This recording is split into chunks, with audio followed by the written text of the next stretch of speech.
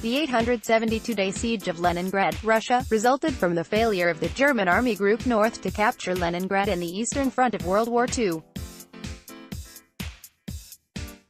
The siege lasted from September 8, 1941 to January 27, 1944 and was one of the longest and most destructive sieges in history, causing considerable devastation to the city of Leningrad, now St. Petersburg.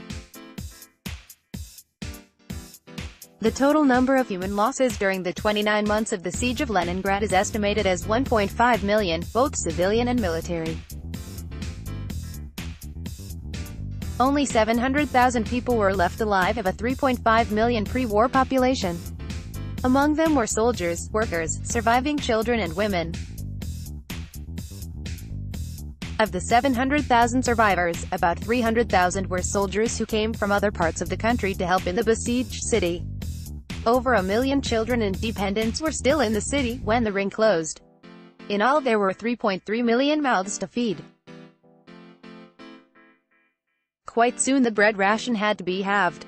By mid-November 1941 manual workers received 250 grams a day, the rest only half of that.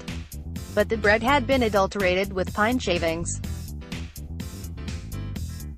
So people were existing, or failing to, on 400, even 300 calories. During the first year of the siege, the city survived 5 food reductions, 2 reductions in September 1941, 1 in October, and 2 reductions in November.